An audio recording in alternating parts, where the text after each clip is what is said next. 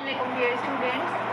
The topic of this video is the environment part 1, chapter 11, the environment, class 6, subject science. In this video we will discuss about environment, ecosystem, components of ecosystem and different habitats. And the resource which I am using here is your science textbook, Science Spec File 1 by David Copper. What is an environment? Environment is a scientific word for surroundings. You are probably reading this in your school environment or your home environment. Your environment provides you with air to breathe, water to drink and a suitable temperature in which to live. Basically, what is an environment? Environment को उर्दू में आप माहौल कहते हो and environment is a scientific word for surrounding. Surrounding means all around a particular place or thing, or you can say that the meaning of surrounding in Urdu is आस-पास, यानी आपके आस-पास जो भी चीज़ें हैं that is your surrounding.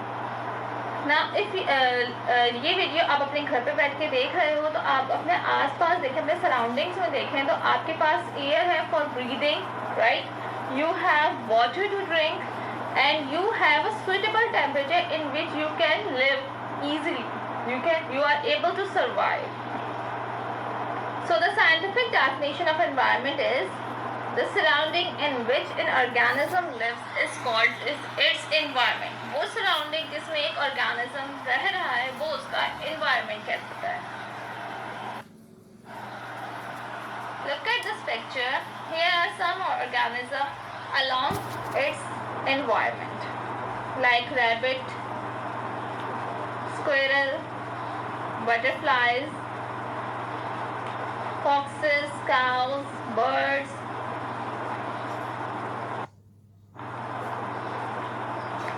Ecosystem. Living and non-living part of the environment together is called an ecosystem. Basically, around yourself you have air, water, temperature. These are the physical or non-living parts of your environment. Other than that, your life is also affected by other living things. These could be the people in your class, your family, your pets, and even bacteria in the air. These are called living parts of the environment. Both living parts and non-living parts combine together to form an ecosystem. The study of ecosystem is called ecology. Scientists who study ecosystems are called ecologists. Components of ecosystem. There are two components of ecosystem, biotic factors and abiotic factors. Basically, biotic factors are the living factors and abiotic factors are non-living factors or non-living part of an ecosystem. This picture shows some abiotic and biotic factors that can affect the environment. Now you can see that living or biotic factors are plants, animals and humans. If we talk about plants, plants have to compete with each other for light and water. Animals feed on plants and other animals. Often they are in competition for food and space. Humans can seriously change the environment by cutting down forests, growing crops or dumping waste. These are the living or biotic factors. Now look at non-living or abiotic factors. It includes climate. Some places are wetter, hotter and windier than others. Landscape. The climate on a hillside is different from that of a valley. Coastal regions have different weather from inland areas. Soil. Clay soils hold more water than sandy soil. Loam is a very fertile soil that provides plants with the minerals they need. Habitat. Animals and plants live most of the time in a place that suits them best. This is called their habitat. Animal और plant ज़्यादा time उस जगह पे गुजारते हैं, उस जगह रहना पसंद करते हैं जो उनको सूट कर रही होती है, वो प्लेस उनकी हैबिटेट कहलाती है. Adaptation. You are more likely to find a particular animal or plant in one kind of habitat than in another. This is because their bodies have developed special features to help them cope up with the conditions in which they live. This is called adaptation. कभी कभी आपने देखा होगा कि आपको एक animal और plant जो है वो एक से ज़्यादा हैबिटेट में आपको नज़र आ रहा होगा. ऐसा क्यों हो रहा होता है? ऐसा इसलिए हो रहा होता है क्योंकि कुछ एनिमल और प्लांट ऐसे हैं जो जिनकी बॉडी कुछ स्पेशल फीचर्स डेवलप कर लेती है, जिसकी वजह से वो डिफरेंट इन्वायरमेंट में सर्वाइव कर सकते हैं. ये जो फीचर्स की डेवलपमेंट है ये कहलाती है adaptation. Now we will discuss different habitats and the animal plants found in these habitats with their adaptations. A woodland habitat. A wood or forest is usually a stable community full of many different species of both animals and plants. In a wood, the plants are arranged in 4 layers: tree layer, shrub layer, field layer, and ground layer. Now look at the picture. This is tree layer. A tree layer consists of large trees with big trunks. Their leaves form a canopy covering the rest of the wood. Tree layers को अगर आप देखें, tree layer में ज़्यादातर आपके पास large trees आ रहे हैं with big trunk, right. इनके जो ट्री लीव्स हैं बेसिकली जितनी भी ट्री के अंदर वुड मौजूद है उसको पूरा कवर कर रहे होते हैं. एक कैनोपी बना के, कैनोपी आप कह सकते हैं लाइक एन अम्ब्रेला, राइट. उससे पूरी वुड को जो है ये कवर कर रहे होते हैं. Second layer is shrub layer. The shrub layer contains shrubs such as hawthorn and bramble. Shrub कहते हैं झाड़ियों को, ठीक है. श्रब लेयर में आपके पास आ रहे हैं हॉथॉर्न और ब्रैम्बल. बेसिकली ये थोड़े से ऐसे पार्ट्स होते हैं जिसमें थॉर्न्स लगे हुए हैं.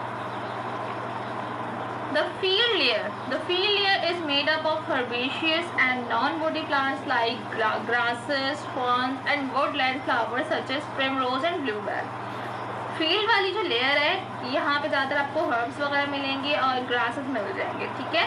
इसके अलावा यहाँ पे आपके पास वो वाले फ्लावर्स हैं जो वुडलैंड फ्लावर्स कहलाते हैं लाइक प्रिमरोज एंड ब्लूबेल.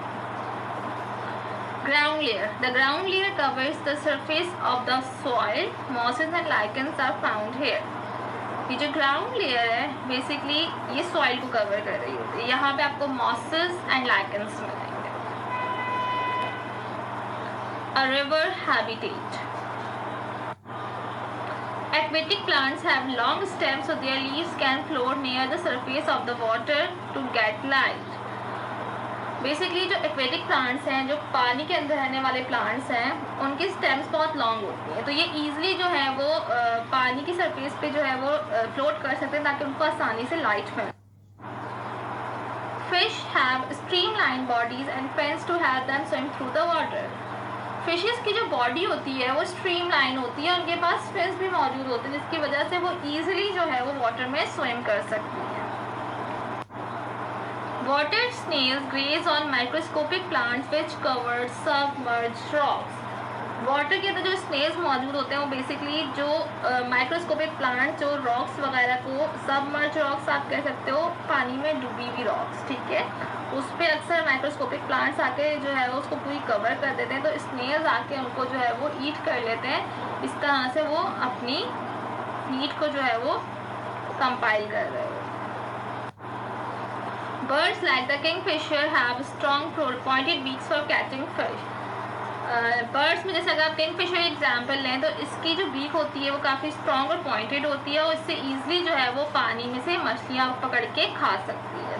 ना आप देख सकते हो कि यहाँ पे जितने भी एनिमल्स या प्लांट्स की बात हो रही है उनके पास कोई ना कोई एक ऐसा फीचर है जिसमें वो ईजिली उस हैबिटेट में सर्वाइव कर सकते हैं. A seashore habitat. Seabirds have strong beak for cracking open the shells of crabs and mussels. जो सी बर्ड्स होते हैं उनके बीक्स इतने स्ट्रांग होते हैं कि वो ईजिली जो है वो शेल्स को क्रैक करके ओपन करके जो है उसमें से अपना फूड ले सकती हैं, चाहे वो क्रैब का शेल हो चाहे म्यूसल का शेल हो. Seaweeds have sticky feet which hold them firmly to the rocks. They have air sacs which help them float near the surface of the sea to get light.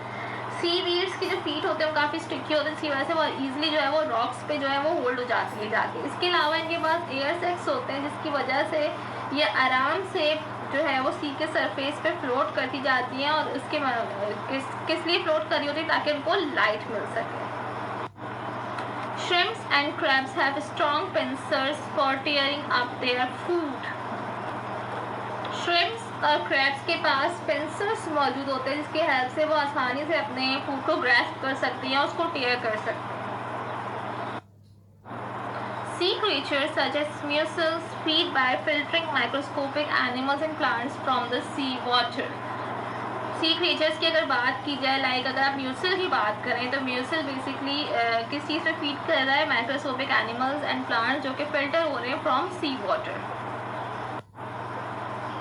A desert habitat. Desert plants have roots that spread out a long way just beneath the surface of ground. The roots can take in view that forms on the ground. Desert plants की जो roots होती हैं वो काफ़ी बड़ी होती हैं, पूरा जो है वो ग्राउंड पे जो है वो फैली हुई होती है. इन रूट्स का एक ये फ़ायदा है कि ईजिली जो है वो जो आप समझ लीजिए वाटर के जो ड्रॉपलेट्स होते हैं या वाटर वेपर कह लें या मॉइस्चर कह लें, इनको ईजिली टेकन कर लेती हैं. जो ग्राउंड पे अगर कोई मॉइस्चर है या कोई वाटर ड्रॉपलेट ग्राउंड पे आ रहा है तो ये रूट्स ईजिली से उनको जो है वो टेकन कर लेती हैं. The leaves of plants like cacti are reduced to spines. This cut down surface area so less water is lost through evaporation. Water is stored in the fleshy green stem. The stem has a waxy surface to keep them water inside. अगर आप desert plant में बात करें cactus की, जो cactus की जो leaves हैं वो रिड्यूस होकर स्पाइंस की फॉर्म में आ गए, लाइक उस पर कांटे आ गए. इससे क्या हुआ है कि उसका जो सरफेस एरिया है वो कम हो गया और वहाँ से एवोपरेशन बहुत कम होती है. बेसिकली इस प्लांट के अंदर जो वाटर है वो एक फ्लैशी ग्रीन स्टेम के अंदर स्टोर हुआ होता है और उस स्टेम के ऊपर एक वैक्सी सरफेस है यानी वैक्सी कवरिंग है जो वाटर को जो है वो अंदर स्टोर रखने में हेल्प करती है. A camel stores fat in the hump for when there is no food available. It also stores lots of water in its body, not in the hump. Its big feet have webbing between the toes to stop the animal sinking in the soft sand. Basically camel का एक feature ये है कि वो अपने hump, जो उसके back पे हम्प मौजूद होता है उसके अंदर बहुत ज़्यादा फैट को वो स्टोर कर लेता है. किस टाइम के लिए, जब अगर वहाँ पे कोई फूड की शॉर्टेज हो जाए या कोई ऐसा मसला आ जाए तो उसके पास फैट की फॉर्म में जो है वो फूड स्टोर रहे. इसके अलावा कैमल वाटर भी बहुत ज़्यादा स्टोर कर सकता है अपनी बॉडी के अंदर, बट वाटर को वो हम्प में स्टोर नहीं करता. कैमल्स के जो फीट होते हैं उनकी टोस के दरमियान वेबिंग हुई हुई होती है. इससे क्या होता है कि अगर ये डेजर्ट या सॉफ्ट सैंड में चल रहे हैं तो इनका पाँव जो है वो सैंड के अंदर सिंक होने से जो है वो बच रहा होता है. Many desert animals are nocturnal, sleeping during the hot day and only coming out at night to hunt and feed. बहुत सारे डेजर्ट एनिमल्स ऐसे हैं जो नॉक्टर्नल होते हैं. नॉक्टर्नल मीन्स यानी हॉट डे पे डे टाइम में वो जो है वो सोते रहते हैं और रात में जब थोड़ी सी हॉटनेस कम हो जाती है तो वो बाहर निकलते हैं फॉर हंटिंग एंड फीडिंग.